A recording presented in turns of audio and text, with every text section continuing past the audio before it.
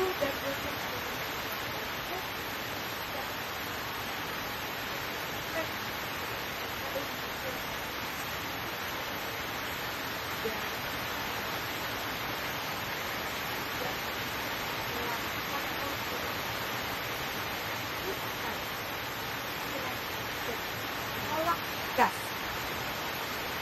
menolak gas sekali lagi, lakukan asal tentang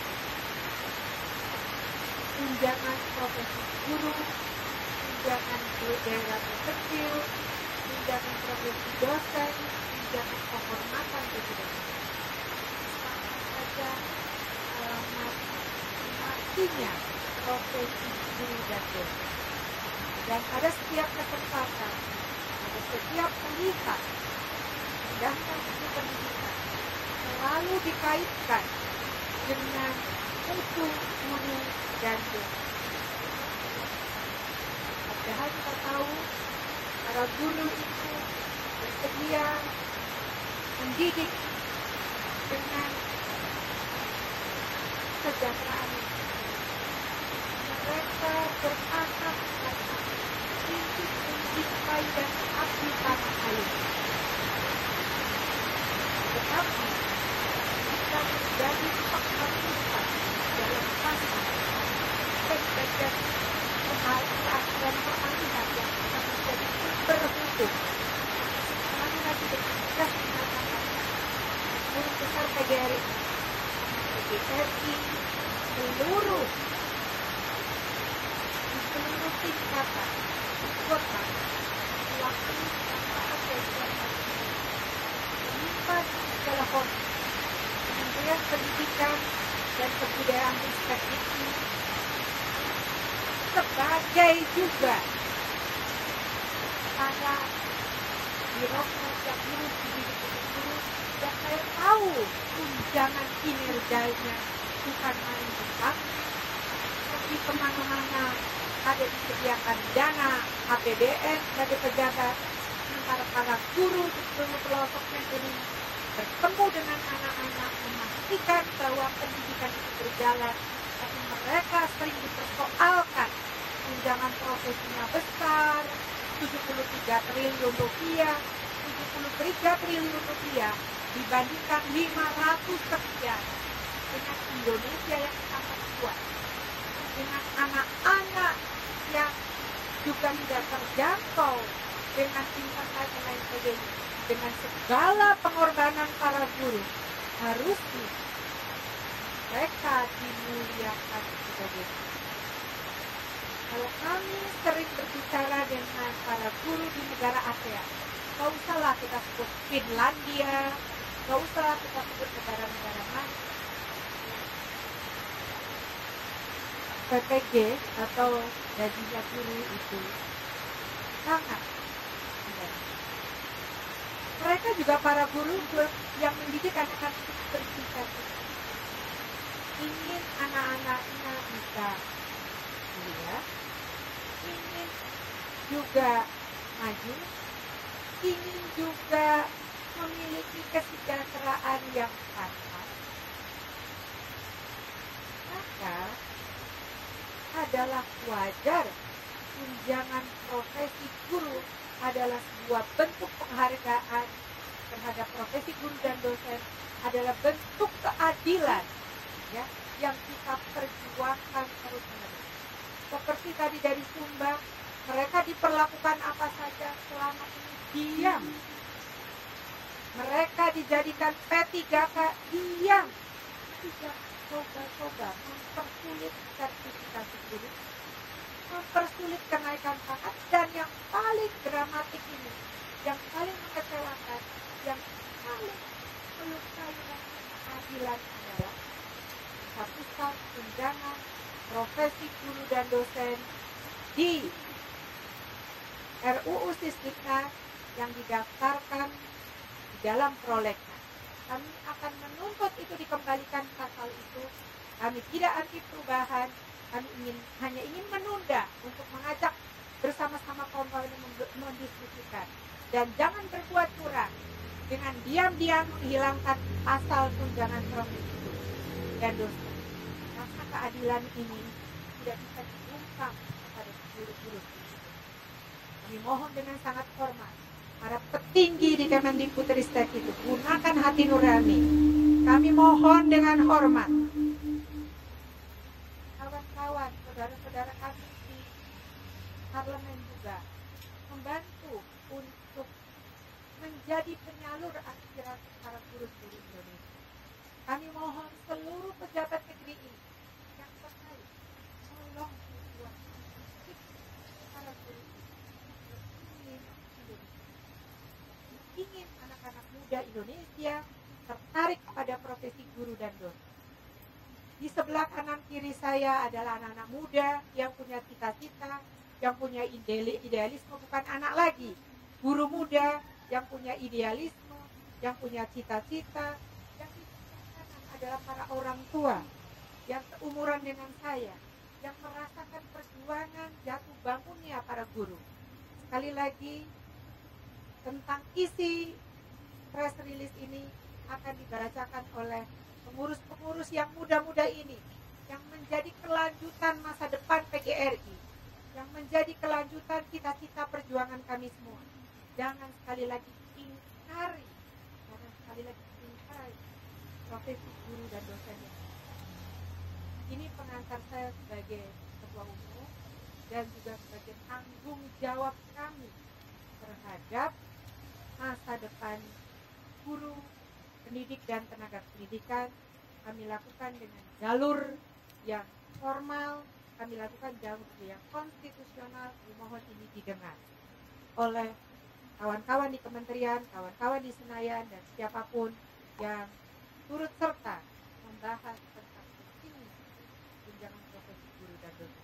Demikian, Assalamualaikum warahmatullahi wabarakatuh. Waalaikumsalam warahmatullahi wabarakatuh. Selanjutnya akan kami bacakan ya, walaupun tidak. Jadi dibacakan secara bergiliran. Ada bertiga, ada Pak Dudung, ada Pak Sumardiansa, Ketua Departemen Litbang, ada Pak Catur, adalah Wakil Bendahara penulis, ya.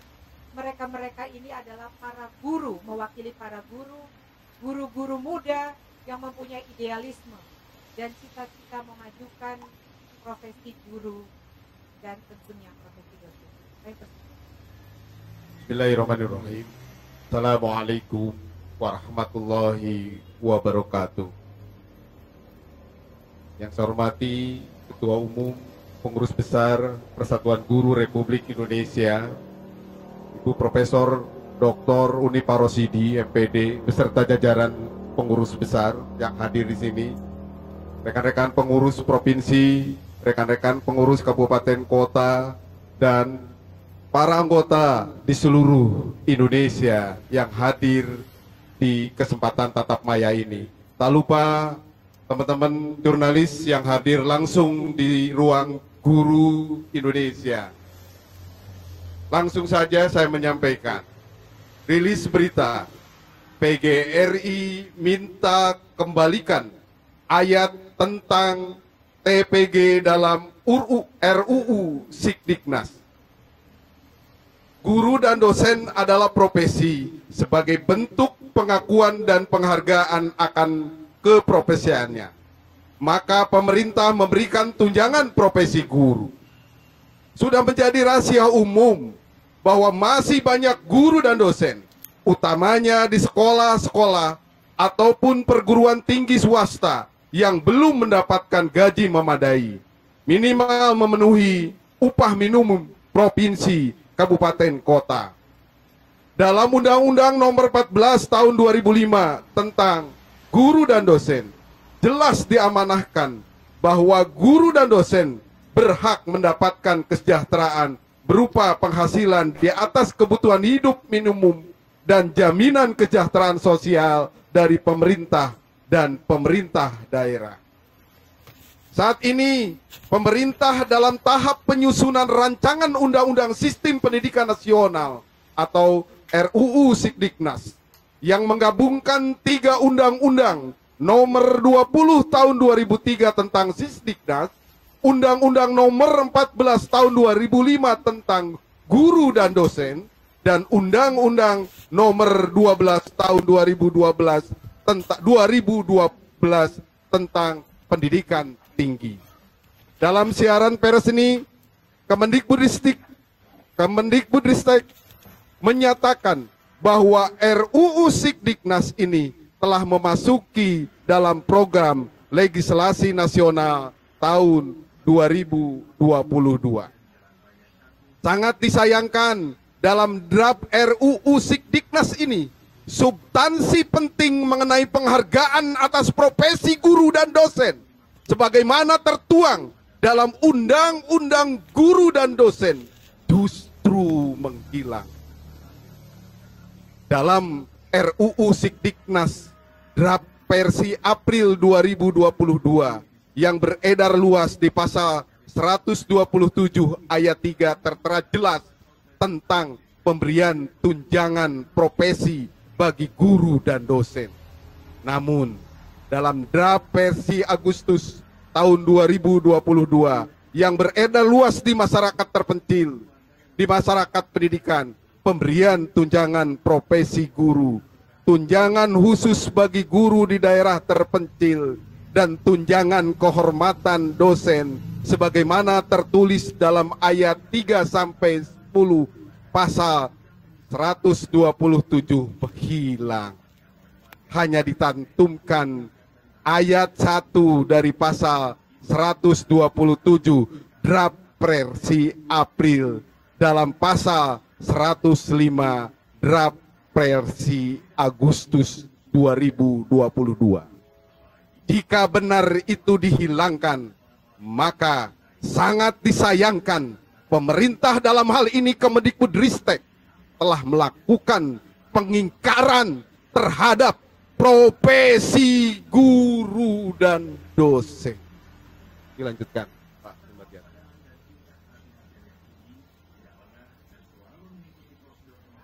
Bapak Ibu sekalian, berdasarkan hal tersebut di atas, maka Persatuan Guru Republik Indonesia menyatakan sikap sebagai berikut. Yang pertama, pembahasan rancangan Undang-Undang Sistem Pendidikan Nasional seharusnya masih membutuhkan kajian yang komprehensif, dialog terbuka dengan melibatkan banyak pemangku kepentingan pendidikan, termasuk organisasi PGRI, dan tidak perlu tergesa-gesa. Kedua, guru dan dosen adalah profesi yang dalam menjalankan tugas keprofesiannya berhak mendapatkan kesejahteraan berupa penghasilan di atas kebutuhan minimum dan jaminan keselamatan ataupun kesejahteraan sosial. Ketiga, kembalikan bunyi pasal 127 ayat 1 sampai 10 sebagaimana tertulis dalam draft rancangan Undang-Undang Sistem Pendidikan Nasional versi April 2022 yang memuat tentang pemberian tunjangan profesi bagi guru dan dosen, tunjangan khusus, tunjangan kehormatan, dan berbagai tunjangan lainnya. Keempat, pemberian tunjangan profesi bagi guru dan dosen adalah sebuah keharusan bagi pemerintah sebagai bentuk pengakuan dan penghargaan atas profesi guru dan dosen. Kelima, PGRI akan terus konsisten memperjuangkan hak profesional yang melekat dalam diri guru dan dosen. Demikian pernyataan sikap ini kami sampaikan. Semoga Tuhan Yang Maha Esa memberikan kebaikan bagi kita semua. Jakarta, 28 Agustus 2022, Pengurus Besar Persatuan Guru Republik Indonesia ditandatangani Ketua Umum Profesor Dr. Unifah Rosyidi MPD, Sekretaris Jenderal Dr. Andus Haji Muhammad Ali Rahim MPD. Demikian Bapak Ibu sekalian, nanti jika ada pandangan dari sahabat-sahabat saya dan jika ada pertanyaan dari para jurnalis ataupun Bapak Ibu guru, dipersilahkan. Billahi taufiq wal hidayah. Wassalamualaikum warahmatullahi wabarakatuh. Terima kasih. Sebelum dilanjutkan,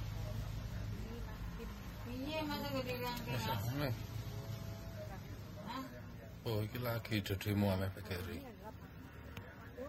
sebagai penulis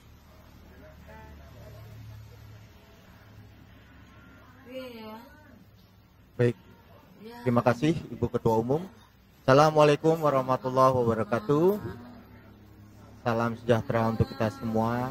Shalom, Om Swastiastu, Namo Buddhaya, salam kebajikan. Yang saya hormati Ibu Ketua Umum beserta jajaran, Pak Wasekjen, Pak Litbang, dan Bapak Ibu Guru Pengurus PB, dan pengurus PRI Provinsi dan seluruh peserta di Zoom dan jurnalis yang hadir di sini. Pada prinsipnya PGRI banyak mendapat juga masukan keluhan dari teman-teman di daerah. Seperti tadi pagi sudah disampaikan oleh rekan-rekan dari Sumba dan sebagainya. Yang intinya kami menyayangkan dan kami sangat keberatan. Kami sangat menolak kalau dalam draft rancangan undang-undang Sisdiknas yang versi Agustus telah dihilangkan mengenai tunjangan profesi guru dan dosen sebagaimana yang tercantum di draft versi April. Jadi kami PGRI meminta 12. dengan sangat agar pemerintah, dalam hal ini Kemendikbudristek yang nanti membahas dengan Dewan, agar memasukkan kembali ayat-ayat yang sudah tercantum dalam draft versi April dari pasal ayat 3 sampai 10. Kita maklum, kita memahami penolakan rekan-rekan guru di seluruh daerah karena memang penghasilan guru kita masih jauh dari layak. Oleh karena itu, tunjangan profesi guru adalah satu-satunya sandaran bagi para guru dan dosen untuk mendapatkan kebutuhan hidup yang layak. Bagaimana mungkin kami para guru dan dosen mendidik anak bangsa kalau anak kami sendiri tidak bisa mendapat pendidikan yang layak karena upah yang rendah? Prihatin kami. Oleh karena itu PGRI meminta dengan sangat agar pemerintah memperhatikan hal ini. Terima kasih Bu Ketua Umum atas kesempatan yang diberikan. Wassalamualaikum warahmatullahi wabarakatuh. Salam. Terima kasih. Mari kita diskusi tanya jawab. Yang sebelah paling ujung yang baru hadir itu adalah Ibu Ida. Sebelumnya IGTKI PGRI umumnya, yang juga paling menderita lah guru-guru PNS karena mereka masih apa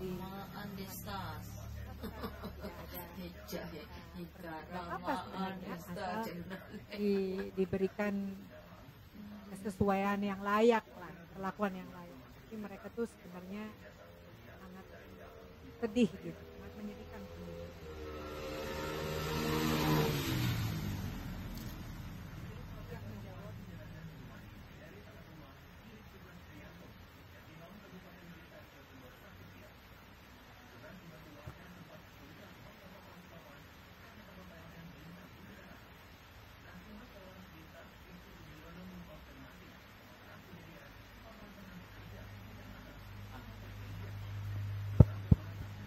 Halo.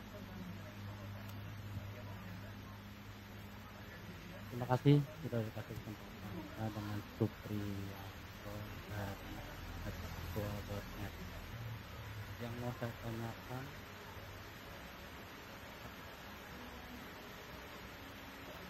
saya ulang. Saya dengan Supriyanto dari metroaktual.net. Yang mau saya tanyakan pertama ini terkait dengan pembentukan draft dari PGRI yang bulan April 2022. ini kan yang dijelaskan dari rilis ini kan ada satu pasal yang di sini. Pada saat sebelum memulai dengan pertemuan ini, apakah sudah dikonfirmasikan dengan penghilangan pasal ini Kemendikbud? Yang kedua, setelah nanti dari pertemuan ini dengan beberapa pihak guru dan dosen, sebelum RUU ini disetujui oleh DPR, apakah dari pihak PGRI ini mungkin besok atau lusa akan mendatangi dari anggota DPR yang membidangi pendidikan? Ini ada 3 pasal yang dijadikan satu di dalam RUU. Ini mungkin kalau menurut saya harus ditingkatkan dari pendidikan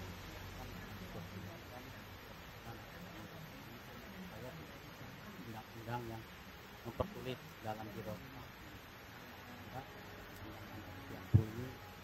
Kalau memang ada jalan buntu dari Kemendikbud, bahkan nanti ada beberapa pengurus PGRI itu akan mendatangi istana.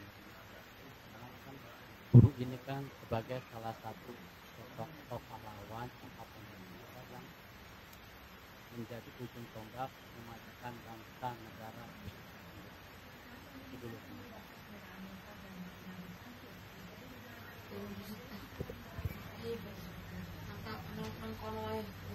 Teman-teman di Zoom juga biar bisa dengar ya. Pertanyaannya, apakah perbedaan draft April dengan draft Agustus itu sudah dikonfirmasi? Ya. Itu jawab pertanyaan pertama dulu. Kami jawab bahwa sebenarnya kami itu tidak ada draft resmi sampai yang draft resmi justru diberikan kepada draft April itu draft yang digunakan di uji publik dan lain-lain. Draft kita terima dan masih ada. Tapi feeling seorang udah ragu dari awal. Jangan-jangan ini sengaja untuk menenangkan, sengaja tidak dimunculkan, tapi nanti saat akhir akan dimunculkan. Dan ternyata betul, kalau draft sekarang ini, draft yang kami dari kementerian. Kementerian mengirim kami naskah dan draft yang diajukan di prolegnas. Kami kemudian membaca. Kami sendiri baru ngeh itu tadi malam. Baru ngeh betul. Dari padahal yang kami terima beberapa waktu yang lalu. Jadi kami bagi kami ya, profesionalitas, kesejahteraan guru dan pelindungan itu adalah jalan perjuangan kami. Hanya itulah para guru itu mengharapkan kami hadir. Dan kalau dipikir juga, yang diterima guru itu dibandingkan profesi lain, berapalah dengan tantangan kasihan, apalagi sebagian besar. Kalau kami tidak berjuang untuk mereka, lalu siapa? Satu. Pernyataan kedua. Ini kan omnibus law. Disederhanakan. Paham Mas? Sebenarnya kalau mau mengatakan omnibus law itu ada 23. Yang untuk menghadiri besok kan. Itu kan ada Bu Nani sebagai Pokja, Titi Herawati sebagai ketua PKG, Pak Edi kan sebagai apa itu kan. Nah berarti aku sama Nopi yang rombongan itu nggak usah ikut, nggak usah datang kan besok kan. Tekan Bu. Lah kan itu sudah terlambat. Iya tadi itu berdemo terus. Soal Pak Edi, Ya. Bu Titi sama Bu Nani. Sebenarnya soal omnibus law itu kami dengan tegas menyatakan ada 23 perundangan yang beririsan mengatur para guru. Sekarang, contoh, rekrutmen di Undang-Undang IT, penggajian di Undang-Undang ASN. Aku ora ngrungokno pikirku teko Ya. kabeh sesuk. Ada 23, fragmentasi itu ada. Tapi ketika 20 ada di hanya 3, kami sebenarnya mengkritisi. Coba tangkut anu. Tetapi prinsip dalam Omnibus Law itu yang menjadi masalah tunjangan sertifikasi yang dihilangkan ini. Nggak boleh dibuat Omnibus Law agar antara satu perundangan dan perundangan lainnya yang berhimpitan, yang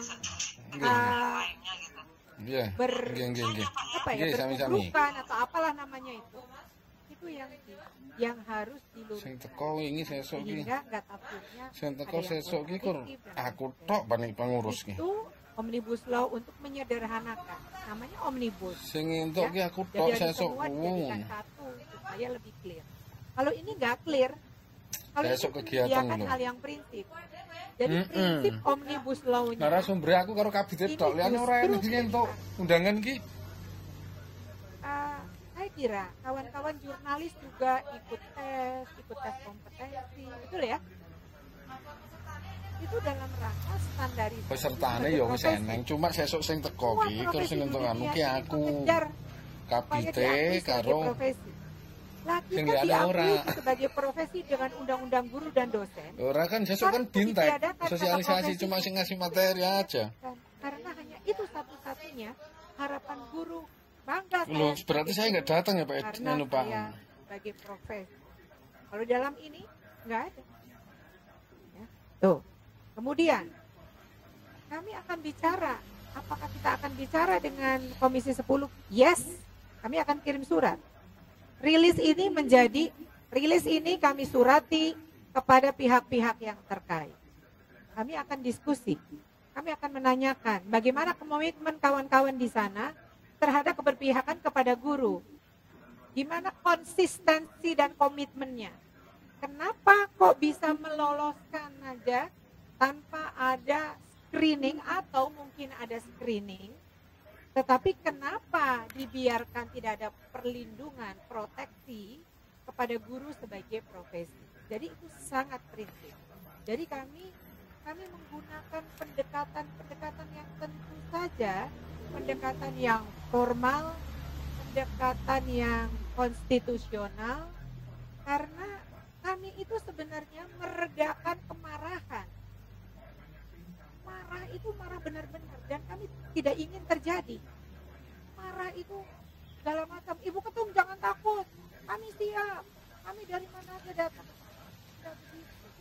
Yang kami inginkan anak-anak tidak terganggu, proses pembelajaran tetap berjalan, kami semua mewakili mereka. Jadi kami ini bukan karena hanya 1, 2, 3 anak, tapi mewakili jutaan guru. Mungkin sebentar lagi dosen akan berbicara. Ini belum, karena mereka juga kaget-kaget. Itu Mas ya yang ingin kami sampaikan. Terima kasih. Nanti teman setelah kita itu kan silakan menyampaikan pendapatnya yang ada di. Ada lagi yang mau bertanya?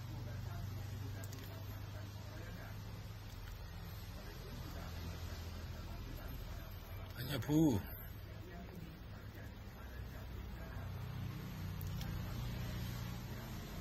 Misi ya Bu ya Ketum, saya dari Karyawan dari Indonesia Today. Kebetulan dari Bogor, dari Perum PKRI 2. Mungkin pertanyaan saya yang klasik aja dulu ya. Masalah kesejahteraan guru sama daerah terpencil yang tempo dulu itu yang kabarnya gajinya tambah sampai berbulan-bulan bahkan sampai disunat. Apakah itu semua udah beres atau sudah tidak pernah ada lagi? Paling itu aja Bu. Sebelumnya terima kasih. Adalah apakah sudah beres persoalan Guldacit?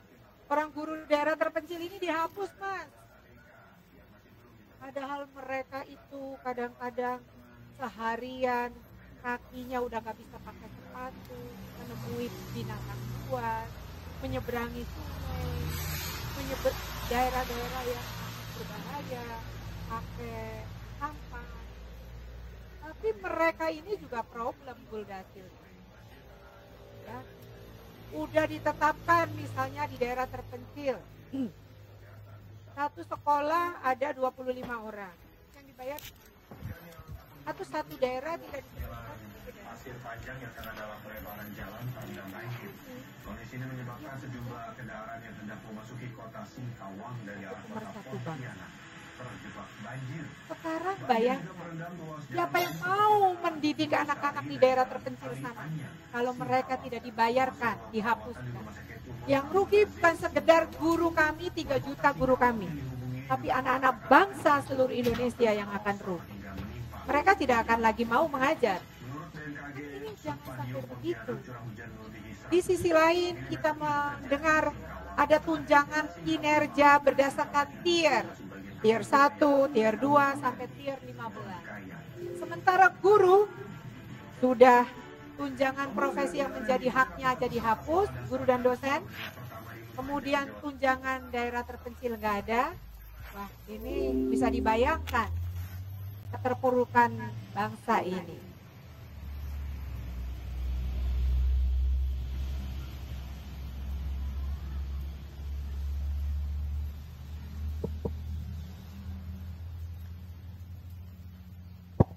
Baik Pak, terkait guru di daerah terpencil ya.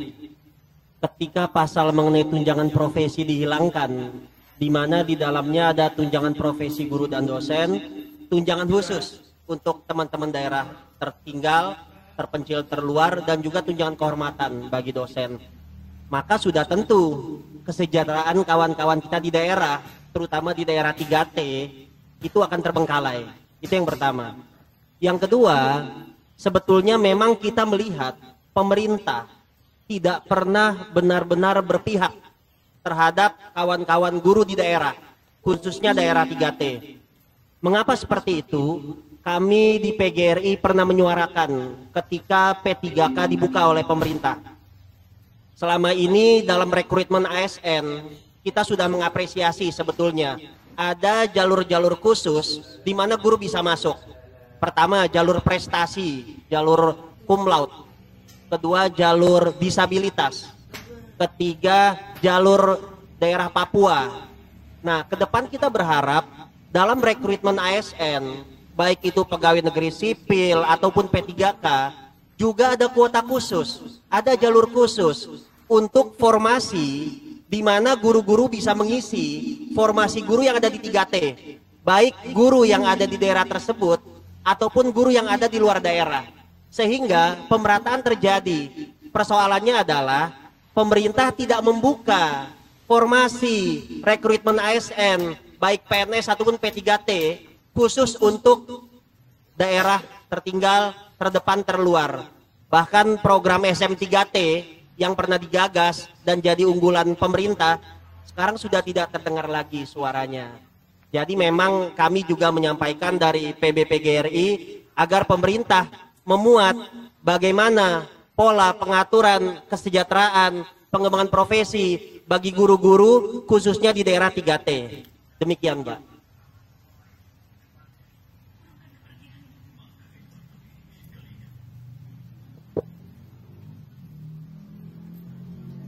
Ya, persoalan kesejahteraan Pak itu ada 3 memang. Terakhir kami mendiskusikan itu dengan pemerintah.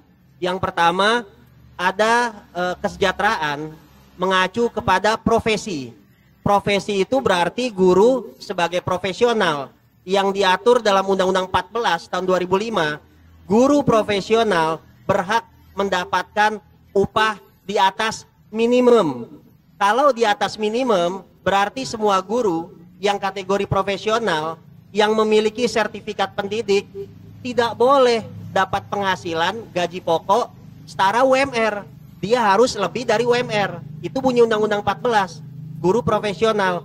Tapi ada juga jika kita mengacu kesejahteraan, mengacu ketenaga kerjaan, maka seperti buruh diatur berdasarkan UMR atau UMP. Yang ini juga belum terjadi di kalangan guru. Yang ketiga, kesejahteraan jika mengacu kepada yayasan, di mana tidak semua yayasan memiliki kekuatan dalam memberikan gaji pokok sesuai UMR atau di atas UMR. Nah, tantangannya di sini. Dan memang ke depan kita berharap pemerintah juga mampu menerapkan peraturan khusus yang mengatur mengenai bagaimana upah minimum guru diatur, baik berupa perundang-undangan ataupun peraturan pemerintah. Sehingga jika payung hukumnya sudah ada mengatur mengenai upah minimum guru, maka insya Allah itu harus dipedomani bagi semua, baik oleh swasta, negeri, ataupun pihak yang lain. Seperti itu, Pak. Terima kasih, Mas Sumardiansyah. Jadi persoalan guru daerah terpencil memang harus ada koordinasi, komunikasi, dan kolaborasi antar kementerian. Yang pertama, jelas-jelas guru itu ngajar daerahnya jauh, terpencil, tapi terbentur dengan undang-undang desa. Dia tidak masuk kabupatennya itu IDT atau 3. Ini tidak termasuk kategori daerah Jadi kami mohon kepada pemerintah harus ada sekali lagi koordinasi, komunikasi, kolaborasi antar kementerian. Sehingga pola dan mekanisme bisa dijalankan dengan baik. Transformasi sistem tata kelola guru yang paling penting. Itu mungkin yang harus saya sampaikan. Jadi kebijakan itu tidak hanya berkualitas dan bermutu, tapi satu hal, kami PGRI ingin mendorong kebijakan itu selalu berorientasi pada bagaimana memuliakan guru, bagaimana memartabatkan guru, bagaimana melindungi guru, dan bagaimana mensejahterakan guru. Kalau 4 hal ini dibangun oleh bangsa dan negara kita yang kita cintai, saya yakin bangsa ini akan menjadi bangsa besar seperti bangsa-bangsa yang lain. Fokus bagaimana penghormatan, takdim kepada para guru sebagai profesi yang mulia. Di Undang-Undang Guru dan Dosen, pasal berapa saya tadi catat, itu pasal 14 ayat 1, 11 item hak guru itu jelas ada. Ini yang membuat kita lega. Tapi di undang-undang yang terbaru, hilang pasal itu. Bahkan adanya di peralihan, guru akan mendapatkan tunjangan, tidak disebutkan 1 kali gaji. Tidak, sesuai dengan kemampuan pemerintah dan berdasarkan aturan. Serta guru memenuhi syarat. Ini berbahaya kalau tidak dikunci di undang. Jadi kami sepakat memohon kepada pemerintah untuk tetap kembali ke April, bahkan kalau bisa tetap undang-undang guru dan dosen sebagai babon pelaksanaan profesi dan pengembangan mutu pendidikan di Republik yang kita cintai ini. Itu Mas. Jadi orientasinya kita ingin fokus. Kalau mau betul-betul omnibus law pendidikan, sepakat dengan Ibu Ketum, seluruh yang terkait dengan pendidikan gabung di situ menjadi sebuah konsep pengembangan kebijakan pendidikan yang berorientasi masa depan dan tidak pragmatis. Itu mungkin teman-teman jurnalis, baik yang ada di tatap muka maupun tatap maya. Ada lagi? Ya, silakan. Silakan sebutkan nama dan dari mana. Ya, terima kasih Pak. Saya Muhyiddin dari jurnalnusantara.com. Ini dari jurnalnusantara.com. Ini kan terkait dengan penghapusan pasal masalah tunjangan. Apakah dengan penghapusan itu akan berdampak terhadap kualitas pendidikan di Indonesia dan kinerja guru?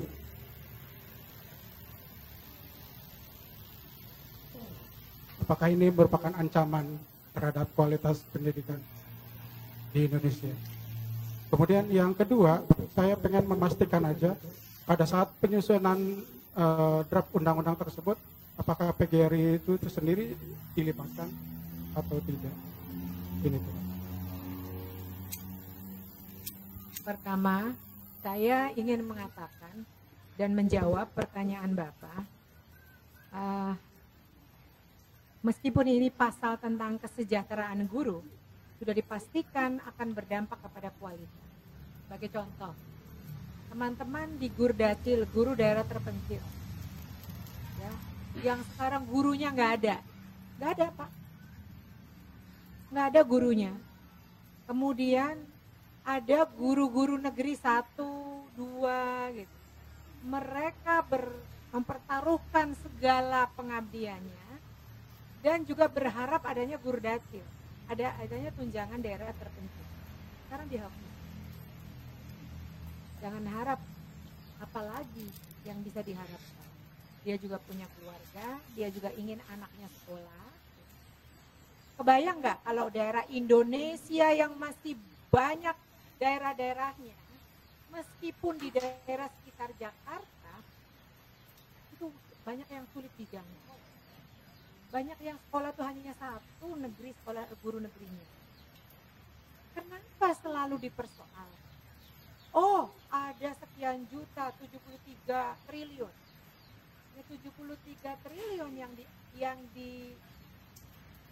yang dididik juga 54 juta, 55 juta. Apa siswa yang bukan main-main, ini Indonesia yang sangat luas. Harusnya bagaimana memuliakan mereka. Yang PGRI ingatkan, PGRI juga tidak menutup mata.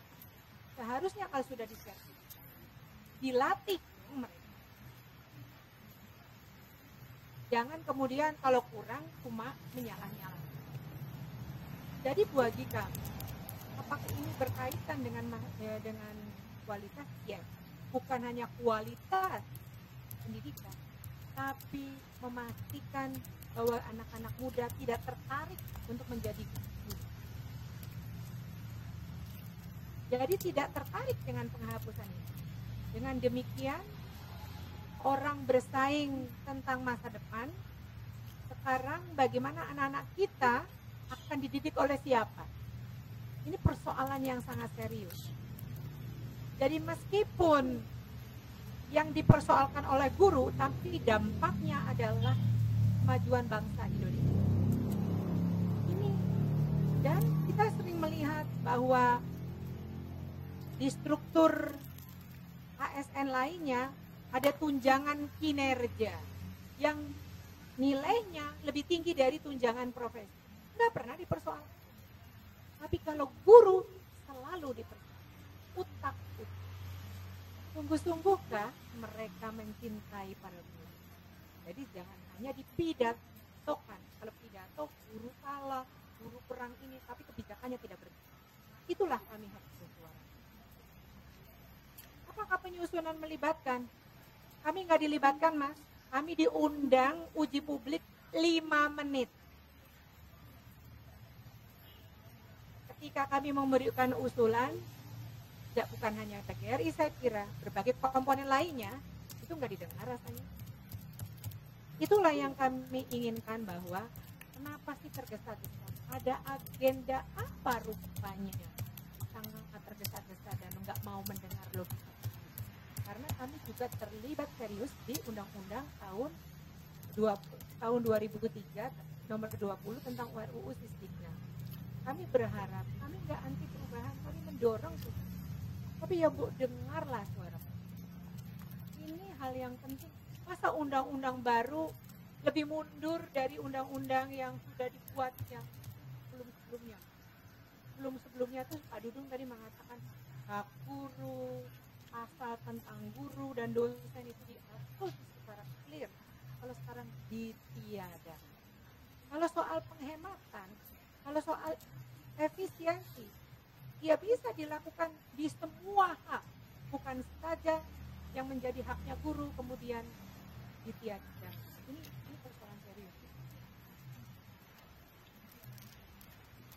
Hidup guru, hidup PGRI, solidaritas. Siapa kita? Ada lagi, Mas?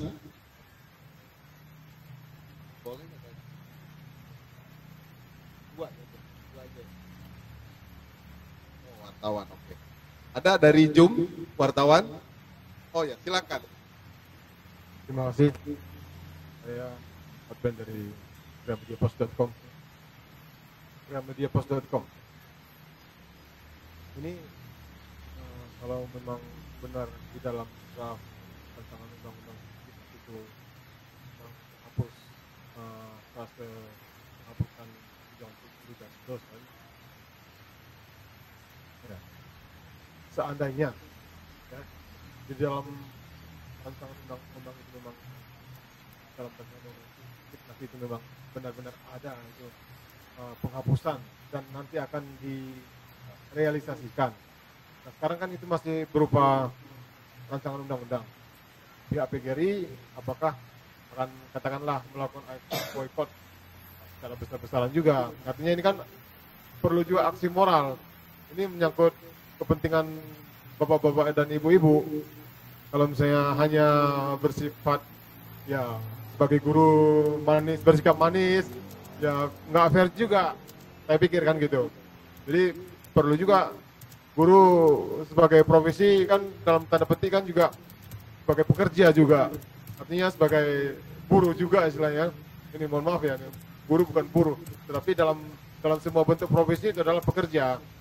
Itu perlu juga menyatakan sikap, katakanlah pergi ke kelompok serikat buruh untuk memperjuangkan aspirasi ini gitu. Terima kasih, mungkin ada statement. Soalnya saya belum ada lihat aksi yang akan dilakukan gitu. Terima kasih Pak. Bye-bye. Terima kasih, pertanyaan yang sangat kritis. Kami berada di sini karena menanggapi gerakan maunya mereka di daerah itu udah dengan segala macam, mengancam kami, bukan mengancam kami, mengajak kami mau turun sporadis di daerah-daerahnya, bergerak seluruh Indonesia, mau tidak mengajar. Tapi kan bukan itu yang kami kedepankan adalah cara-cara yang dialogis, yang demokratis. Jadi kami ingin juga menyampaikan kepada Kemendikbud, lihat kawan-kawan seluruh Indonesia itu sudah menganggapnya ini sangat. Jadi kami akan surati dan kami akan datang. Tetapi apabila aspirasi kami tidak didengar, saya tidak bisa lagi menghalang-halangi mereka. Karena ini nanti masa depan para guru, para dosen. Tetapi kami sebagai kekuatan moral intelektual, pendidik, nanti diadu-adulah kami. Guru cuma memperjuangkan dirinya, guru kayak seperti itu. Kan sering juga kita dipanas-panasin kayak gitu. Ya, maaf nih, jujur nih, kami harus sampaikan. Lalu kita juga gak mau berhadapan-hadapan dengan siapapun. Karena pada prinsipnya kita ini pendidik. Jadi dengan pendidik ini kita mau minta dengan cara yang baik. Menyampaikan dengan fakta, menyampaikan dialog, mewakili teman-teman. Tapi mohon maaf, ini kita membuka 500 Zoom. Apa namanya? Kapasitas. Terisi. Setiap Zoom itu mereka diikuti oleh anggota yang banyak. Setiap Zoom. Ada yang 20, ada yang 30. Kalau saya buka 1000 pelayar. Jadi saya menyampaikan pesan suara saja itu sudah menjadi pesan yang berantai, karena ini menyangkut ya nasib haknya para guru. Kami di sini justru ingin menyampaikan kepada pemerintah bahwa cara konstitusional itulah yang kami pilih untuk mencegah teman-teman itu marah dan mencegah, karena mereka sudah menyampaikan berbagai hal kepada saya, kepada kami semua.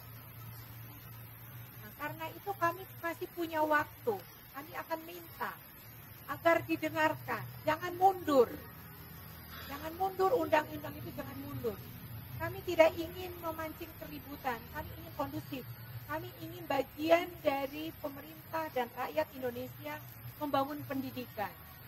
Kami ingin konstitusional. Kami lakukan secara konstitusional. Bapak Ibu tahu, teman-teman juga ini hari Minggu, hari urusannya keluarga. Saya tadi juga belum mandi, ya. Supir saya juga nggak ada. Saya pakai taksi ke sini karena didorong oleh rasa cinta saya. Teman-teman saya seluruh Indonesia memenuhi rasa keadilan mereka. Kalau nggak, mereka turun ke jalan. Itu yang kita cegah. Jangan sampai, nggak baik. Kita ini kan serba salah. Menuntut hak salah, tidak menuntut hak mereka. mereka juga adalah manusia yang memerlukan kesejahteraan, memerlukan masa depan anak-anak. Teman-teman jurnalis juga ikut tes ini, tes itu dalam rangka untuk pengakuan sebagai profesi. Jadi kita sebagai profesi ini kehidupannya ya.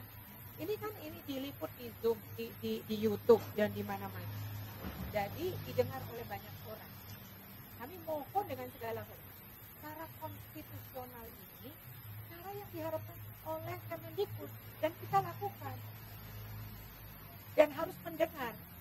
Karena kami ini adalah ya anggotanya Kemendikbud Ristek.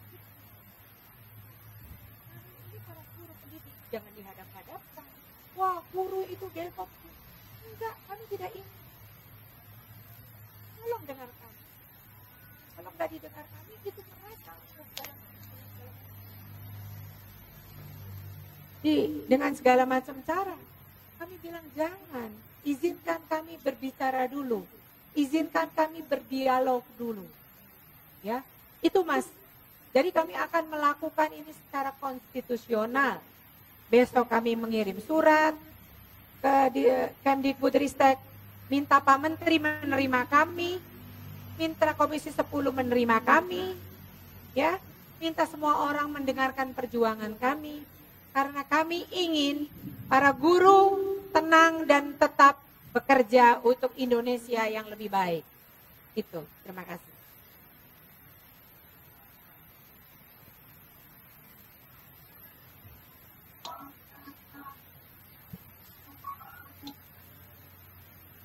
Terima kasih. Perkenalkan saya Sanwajo dari media online kompasindo.go.id. Ini Bu, yang ingin saya tanyakan, kebetulan saya melihat pidato yang disampaikan oleh Kemendikbud pada saat HUT 77 proklamasi RI ya, yang dilaksanakan di lapangan parkir Kemendikbud pada hari Rabu kemarin. Itu ada kata-kata yang disampaikan oleh Bapak Menteri yang mungkin akan saya bacakan secara singkat, bahwa di situ dikatakan kita telah memberikan contoh kepada dunia bagaimana proses pembelajaran di Indonesia saat ini semakin berpihak kepada murid dan memerdekakan guru untuk berkreasi dalam mengajar melalui kurikulum merdeka dan platform Merdeka Mengajar. Kemudian ada juga kata-kata beberapa program telah dilaksanakan oleh Kemendikbudristek dalam perluasan akses pendidikan yang berkualitas. Di antaranya melalui terobosan mekanisme bantuan operasional sekolah dan berbagai program dukungan siswa. Nah, yang ingin saya tanyakan ini, isi dari pidato Bapak Menteri itu sekilas kontroversi dengan apa yang menjadi unek-unek atau kendala bagi guru nih. Nah, ini gimana pandangan bapak-bapak atau ibu-ibu tentang hal tersebut di atas? Pertama. Yang kedua, apakah sebelum rancangan undang-undang ini sosialisasikan atau di ini, apakah pernah menyampaikan kepada Pak Menteri sehingga tidak ada kontroversi dengan apa yang beliau sampaikan dengan aktual, karena ini saya lihat bertolak belakang nih. Nah, itu yang mungkin saya ingin tanyakan pendapat dari Ibu Ketum. Terima kasih. Assalamualaikum warahmatullahi wabarakatuh. Salam. Mas, yang sedang kita bicarakan adalah TPG. Yang ditanakan adalah tentang Merdeka Belajar. Mas, kami itu organisasi besar, tidak asal bicara. Walaupun prakteknya Merdeka Belajar itu banyak masalah, boleh dicek apa saya pernah komen yang enggak Mas. Tidak pernah saya berkomentar apapun. Kalau ada inovasi ya syukurlah gitu. Meskipun saya tahu di dalam prakteknya merdeka ini tidak memerdekakan juga. Contohnya apa? Diberikan merdeka belajar, tetapi undang-undang tentang TPG-nya harus 24 jamnya nggak dihapus. Ya, sehingga guru di lapangan tetap harus 24 jam mengajar. Padahal katanya tidak harus 24 jam. Yang verbatim dengan yang undang-undang kan beda. Sedangkan guru itu diperiksa oleh pengawas, oleh distrik di daerah berdasarkan undang-undang. Jadi kami tidak asal berkomentar. Meskipun banyak guru menderita, kami menahan diri. Nggak asal kami berkomentar. Ya, itu. Kemudian, bos, kami juga mengusulkan. Di dalam prakteknya juga, karena ini sudah didesentralisasi, ada aturan-aturan yang terjadi di lapangan. Sebelum bos ini bisa dicairkan, harus ada rekomendasi dari pejabat ini. Itu pun kami tidak komentar. Jadi kami tidak asal komentar. Kalau memang ada keinginan untuk melakukan inovasi, yang bisa kami dukung, kami dukung. Tapi penghapusan TPG itu soal yang sangat prinsip. Saya sudah mendapatkan respon.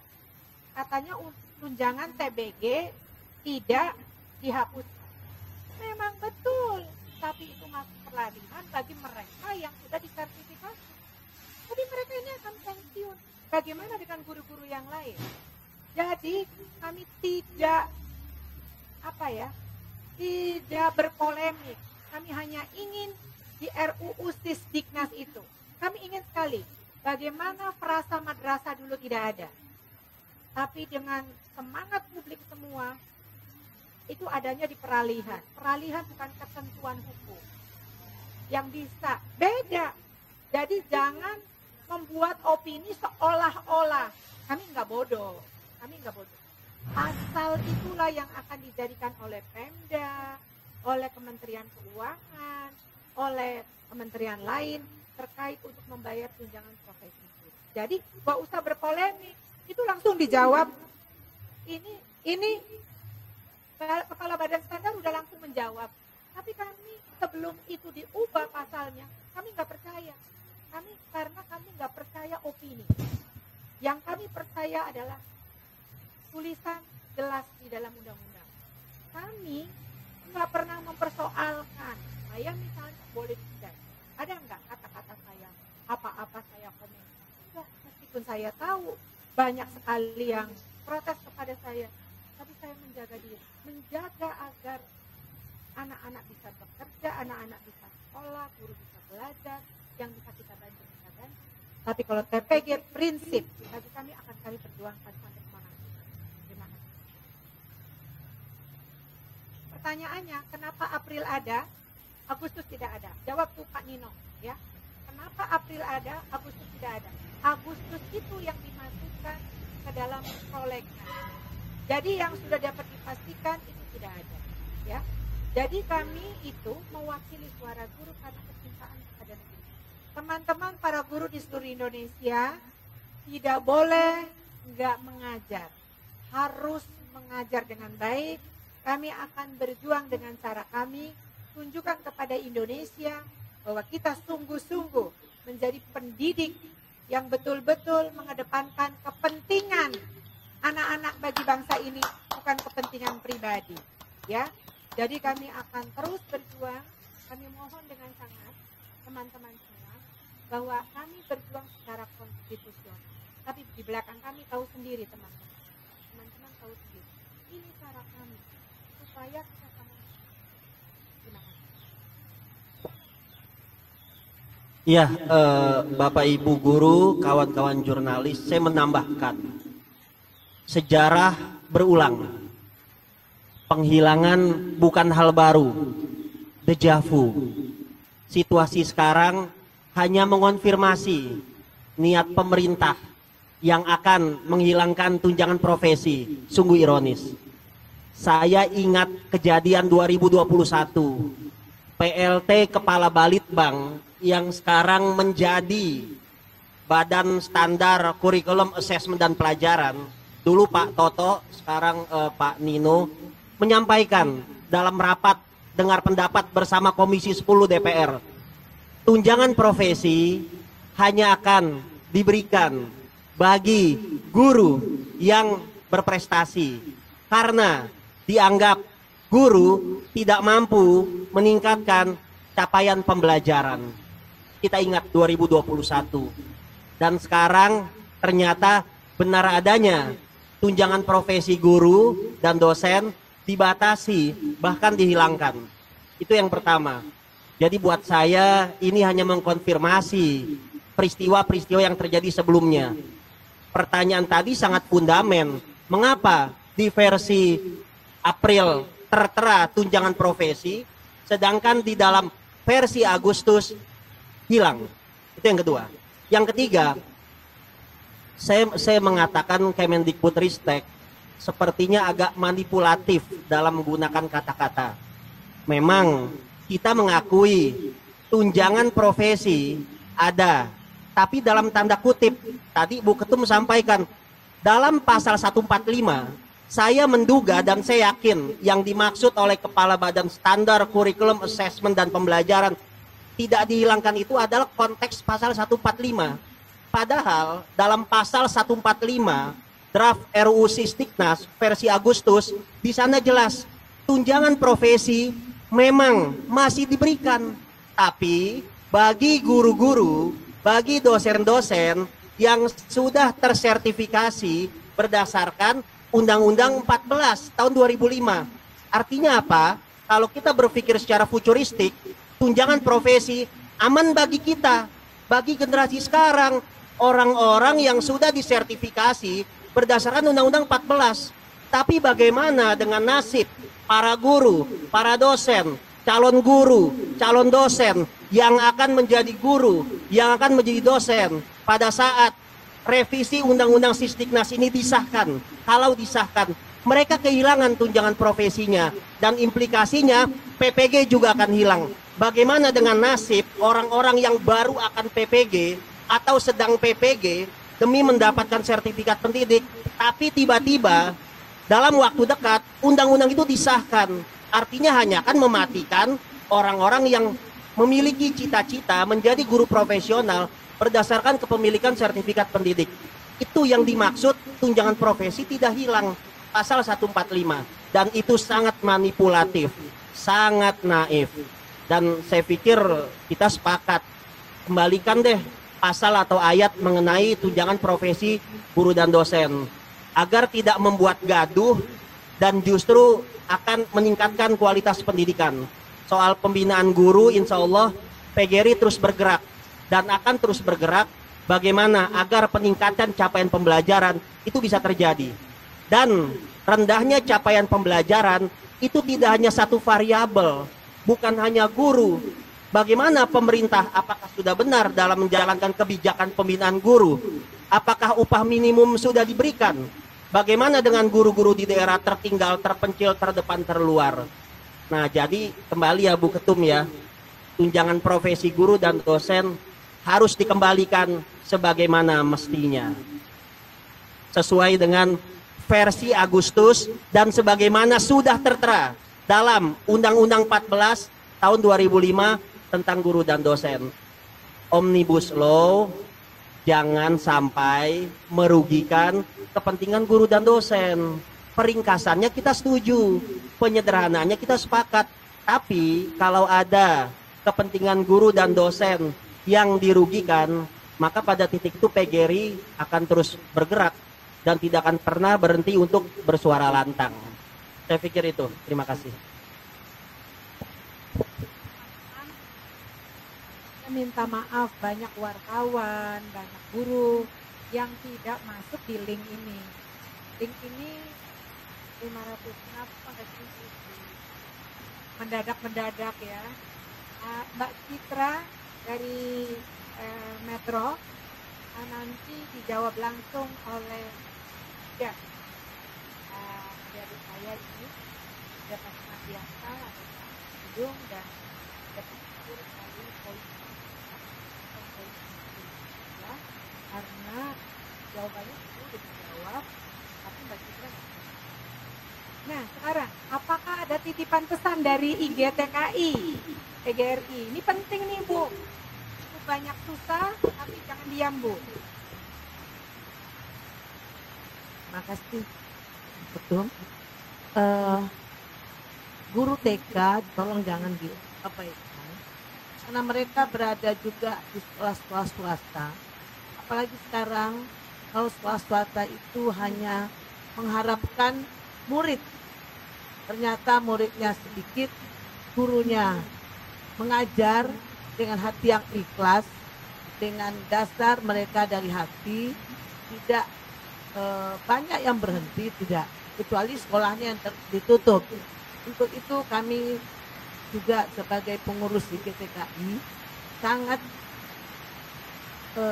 sedih kalau sampai ini hilang. Inilah yang diharapkan oleh guru-guru. Kalau mereka di swasta, apa yang diharapkan? Kalau hanya mengharapkan dari murid yang terlalu sedikit. Oleh karena itu kami bersama mungkin kami ini adalah dengan PGRI tenang sekali untuk memperjuangkan ini. Supaya guru-guru TK itu adalah pembelajaran yang paling awal dari orang tuanya. Dan karakter anak itu terdidiknya adalah, terbentuknya adalah pada masa di taman kanak-kanak. Jadi kalau ini diabaikan, kami khawatir guru kami tidak bisa berangkat mengajar, sedangkan ditunggu oleh anak muridnya. Ini berita yang sangat menyedihkan buat kami guru taman kanak-kanak se-Indonesia. Mudah-mudahan perjuangan ini dibantu dari bapak-bapak wartawan, ini dapat membantu kami di sini agar jangan sampai dihilangkan. Jadi kalau guru taman kanak-kanak berhenti, nanti siapa yang akan mengajar putra-putri bapak-bapak, apalagi usia dini, di mana karakter anak itu mulai dibentuk. Itu saja Bu, terima kasih. Saya tuh heran, saya ini ya nggak asal komentar. Kenapa sih selalu memancing kami pun